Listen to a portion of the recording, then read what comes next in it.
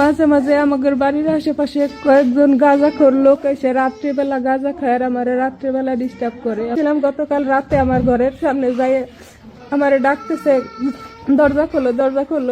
স্বামী প্রবাসে থাকায় বাড়িতে একাই বসবাস করতেন এই গৃহবধূ। এই সুযোগকে কাজে লাগিয়ে একই এলাকার যুবক কামাল হোসেন দীর্ঘদিন ধরে তাকে উত্ত্যক্ত করে আসছিলেন বলে অভিযোগ উঠেছে। ভুক্তভোগীর ভাষ্য অনুযায়ী একা থাকার সুযোগ নিয়ে কামাল বিভিন্ন সময়ে অশালীন আচরণ করতেন এবং এক পর্যায়ে তাকে কুপ্রস্তাবও দেন। অভিযোগে আরও বলা হয়, গভীর রাতে কামাল হোসেন একাধিক লোকজনকে সঙ্গে নিয়ে এই গৃহবধূর বাড়ির আশপাশে অবস্থান করতেন। সে সময় তারা প্রকাশ্যে মাদক সেবন করতেন এবং নানাভাবে ভয়ভীতি প্রদর্শনের মাধ্যমে গৃহবধূকে মানসিকভাবে হয়রানি করতেন। এতে চরম নিরাপত্তাহীনতায় ভুগতে থাকেন এই প্রবাসীর স্ত্রী। আমি চম্পা, স্বামীর নাম জাহিদ খান, গ্রাম লস্করপুর।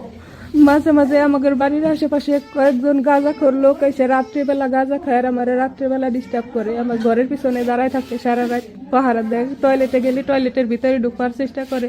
কামালের লাগাতার উত্ত্যক্ত ও হয়রানিতে অতিষ্ঠ হয়ে গৃহবধূ বিষয়টি আশপাশের লোকজনকে জানান। স্থানীয়রা বিষয়টির সমাধান করার আশ্বাস দিলেও অভিযোগ অনুযায়ী তারা কার্যকর কোনো পদক্ষেপ নেননি।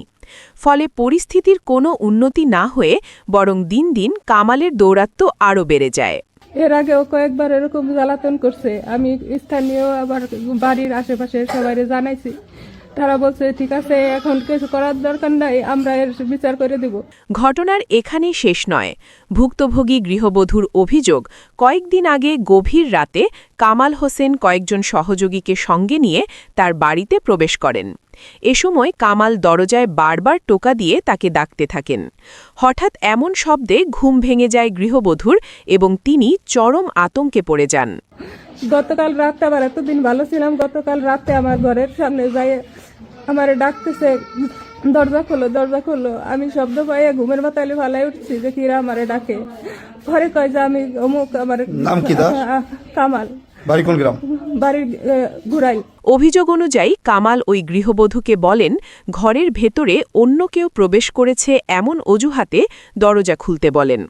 তবে ভয় ও আতঙ্কের মধ্যেও গৃহবধূ আশপাশের লোকজনকে ডাকতে বলেন এবং জানান প্রতিবেশীরা এলে তবেই তিনি দরজা খুলবেন।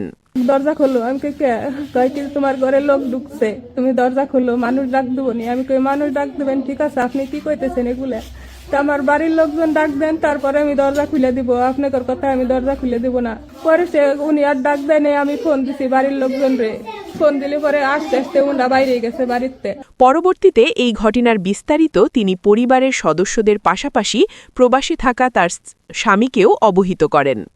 বিষয়টি জানাজানি হওয়ার পর আরও ক্ষিপ্ত হয়ে ওঠেন কামাল হোসেন। বাড়ির মানুষেরা জানাইছে এই ঘটনা, তারপরে আমার স্বামীরা জানাইছি, পাশে আমার চাচা শ্বশুর জানাইছি।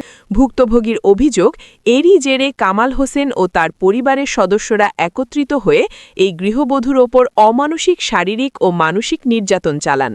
এতে তিনি গুরুতরভাবে আহত ও আতঙ্কগ্রস্ত হয়ে পড়েন।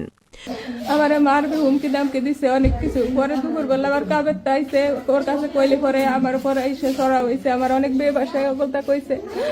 পরে আমি ওটা কথার উত্তর দেওয়ার সাথে সাথে আমার ওর ছেলে লাঠি দিয়ে তলপেট পাশায় চিৎ করে ফেলাই দিছে। তারপরে 5 জনে ধরে আমার ইচ্ছা মতো মারছে। আমার চুল টুল সব টাইনে ছিঁড়ালাইছে। আমার কানের দুল 4-5 বার থাবা দিচ্ছে নিয়ে যাওয়ার জন্য। পরে চুল টুল টাইনে তলপেট পাশে বুক পাশে আমার ইচ্ছা মতো লাইতেছে। পরে বড় বড় ইট উঠেছে আমার মাইরে লানোর জন্য। বর্তমানে এই ঘটনার সুষ্ঠু তদন্ত এবং অভিযুক্ত কামাল হোসেনের দৃষ্টান্তমূলক শাস্তির দাবি জানিয়েছেন ভুক্তভোগী গৃহবধূ। একই সঙ্গে তিনি নিজের এবং পরিবারের নিরাপত্তা নিশ্চিত করার জন্য প্রশাসনের জরুরি হস্তক্ষেপ কামনা করেছেন।